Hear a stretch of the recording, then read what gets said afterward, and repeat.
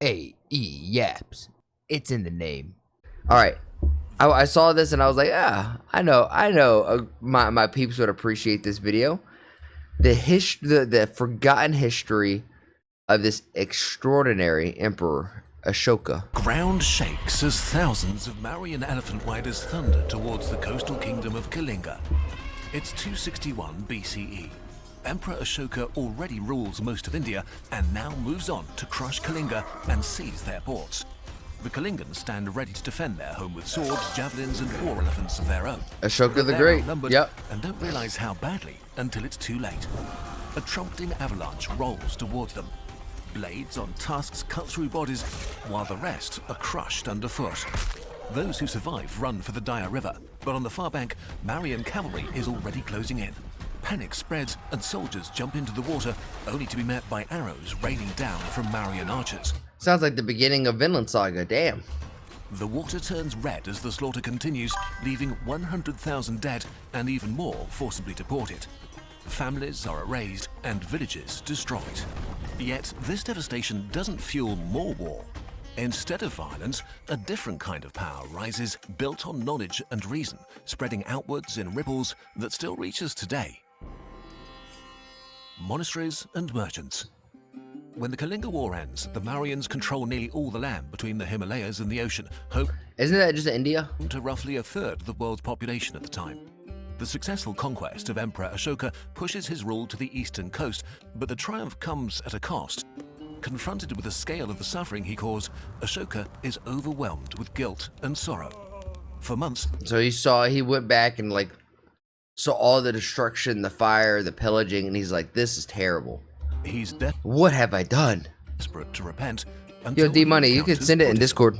At the time, it's still a small movement carried along roads by begging monks who speak of non-violence and tolerance as a release from suffering. Ashoka converts and becomes a patron, spreading belief without enforcing it. Pillars are carved with his That's edicts on cool. kindness, religious tolerance, and social welfare. They read like ancient good life quotes.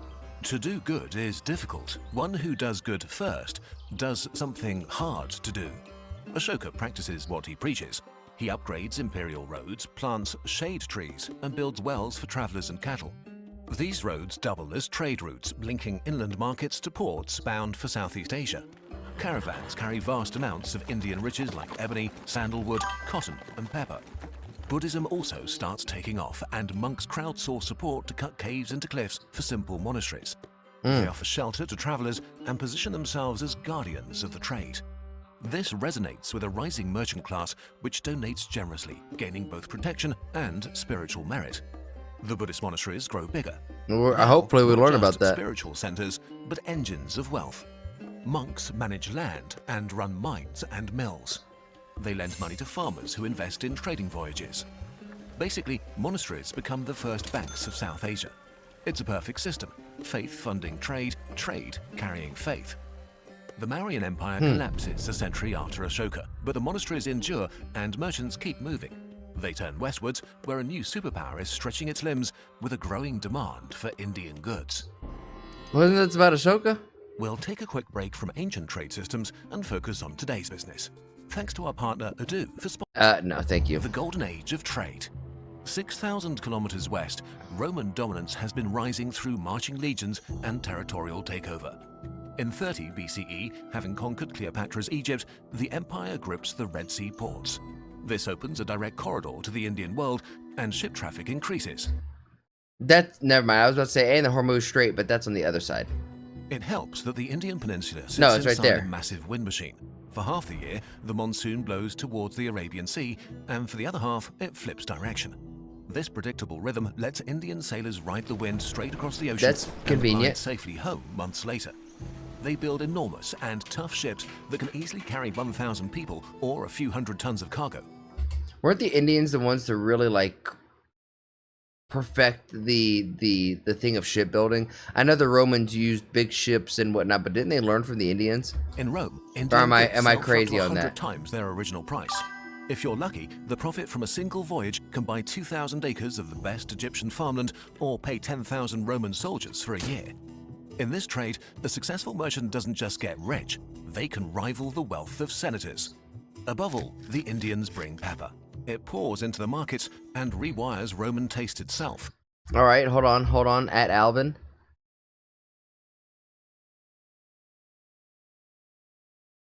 The story isn't true, or at least it's leaving out some details. Ashoka unalived tens of thousands of Jains when Buddhism was in conflict with Jains and Hindus. I need to learn more about this conflict because I've never seen a fundamentalist Buddhist or Hindu be it an aggressive person. They're always very peaceful, very loving, very kind. So the fact that, you know, this Buddhist guy, unalived, sent thousands of Hindus and Johns back into the server is crazy. There is nothing peace-loving about Buddhism or any more than Hindus and Jainism. They're all whitewashed lies. Buddhism has a long history of bloody wars throughout Asia. I mean, and once more, I don't think you're wrong, because when I'm thinking of some of these monks too, I'm thinking of the swords, the spears, the self-defense. Like, for sure. Romans bought pepper and salt from India with equivalent weights of gold coins. Power corrupts. Yeah, for sure, right? Once they start getting power and they're getting pushed back on, you know. Ashoka was a Buddhist only for strengthening his rule, not for religious reasons. I mean, we can't say that, right? We don't know that. He simply never became peaceful. So you guys are just saying he always stayed authoritarian. He was always authoritarian leader, even as a Buddhist. Nearly 80% of their recipes now demand Is that what it. you're saying? Even soldiers freezing at Hadrian's Wall order pepper to make their rations edible. Words like pepper, ginger, and sugar travel with the spice, moving from Sanskrit into Latin and almost every European language. But the biggest ships aren't loaded with spice, they're animal transports, vast floating stables. I mean, every coin has two sides, tigers, right? Yeah, leopards, 100%. occasional rhinoceros. Every yin has its yang, right? So, like, I don't think,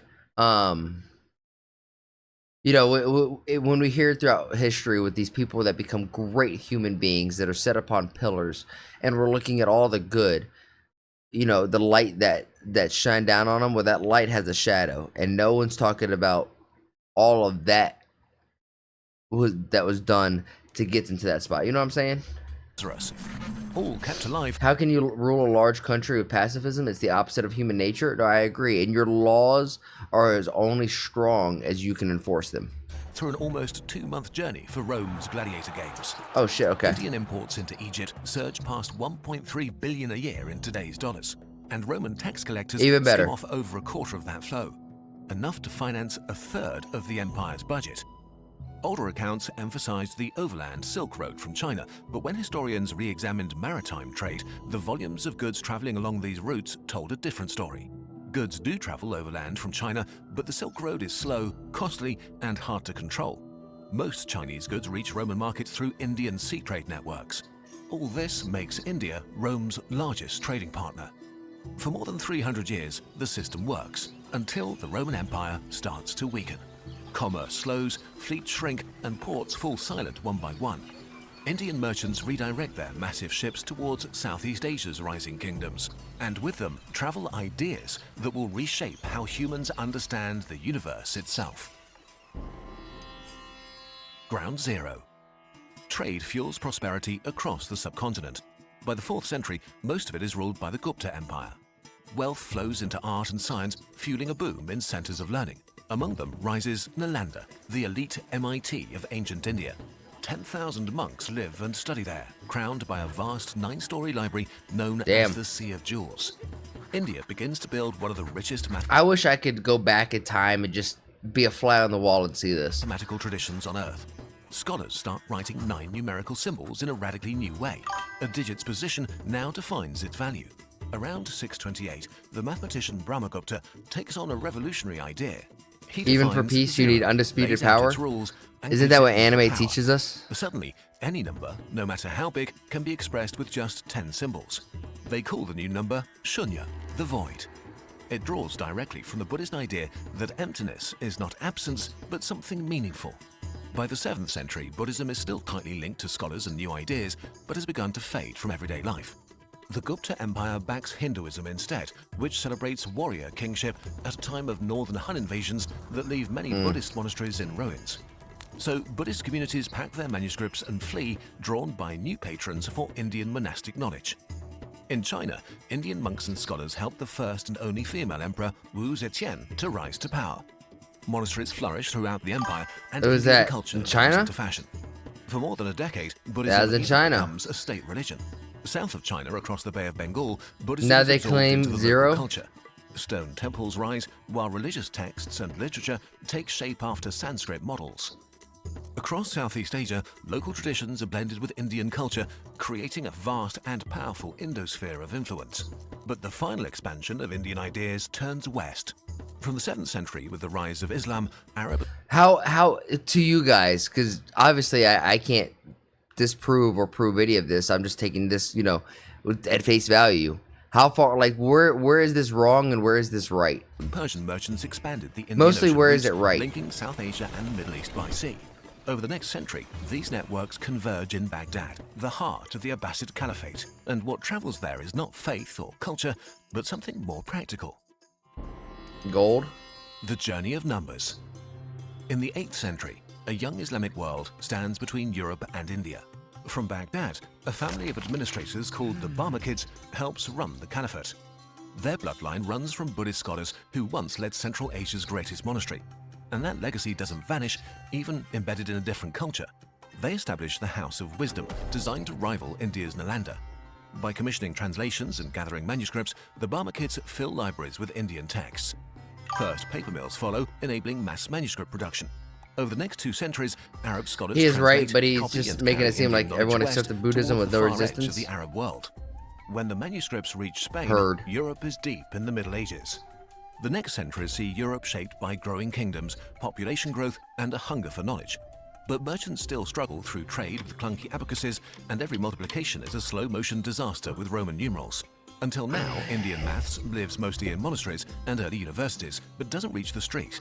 But change is on the way. In 1225, Frederick II, the Holy Roman Emperor, arrives in Pisa. He's part ruler, part nerd, part showman. He speaks 5 languages, debates maths and philosophy with Arab scholars and thinkers of every kind. This guy seems like he's a true main character. Muslim bodyguards in turbans flank him, followed by a procession of exotic animals and wagons stacked with manuscripts. To some in Europe, his open mind is deeply unsettling. He's here to meet Fibonacci, the mathematician who's just written the Book of Calculation For the Fibonacci sequence, man, it all comes back. on the 9 Indian numerals and the strange new symbol the Arabs call Zephyr. Frederick encourages him to expand the book, transforming abstract knowledge into practical tools for merchants. It's an instant bestseller. It shows how to convert currencies, calculate profit and interest, but mostly replace the abacus with pencil and paper. Indian numerals spread across Europe, adopted by bankers. The abacus is the explorers, thing that and you can flip voyagers. up and down with the But as beads, right, Indian for mathematics counting? spreads west, its homeland falls apart. Turkic armies sweep through northern India. Nalanda is destroyed, and its great library burned to ash. Oh, why would you do that? There's so much knowledge. Old trade routes collapse, scholars scatter, and waves of Persian migrations reshape the north. At court, Sanskrit fades, now replaced by Persian. By the 13th century, the language that carried 1,000 years of knowledge begins to slowly disappear from centers of power. When a Portuguese The ship religion of reaches India peace? in 1498, history closes a And understanding. cruel loop. India had given Europe the mathematical tools that the West now weaponizes. Navigation uses them to open new sea routes, allowing the Portuguese to violently attack the spice trade. Finance takes over, enabling wealthy London merchants to run the East India Company and turn India into a balance sheet. So you're telling me this is where it all went downhill? Other European powers follow, and India is gripped tightly within their claws for nearly 5 centuries. Damn. Universal language. At its peak in the late 7th century, the Indian sphere of influence shaped nearly half of humanity. Carried by faith and trade, it embraced curiosity and tolerance. By improving everyday life, Indian culture spread by being both useful and beautiful, enriching every society it touched. The legacy That seems a little blanketed. is still visible. Indonesia, home to the world's largest Muslim population, carries India in its name. Thai kings are still crowned in Sanskrit ceremonies. China now has the largest Buddhist population on Earth. And the Buddhist temple Angkor Wat in Cambodia remains the largest temple ever built. But the most enduring legacy is simpler. a way of counting and calculating, the closest thing humanity has to a universal language. That is true. Math and numbers are probably the most universal language on this planet. The soft power of Indian knowledge never disappeared. It still helps us to measure, understand, and reshape reality itself. I'm not gonna lie though, this video is titled "The History About the Forgotten Extraordinary Emperor," and they talked about Ashoka dying within the first, like, I don't know,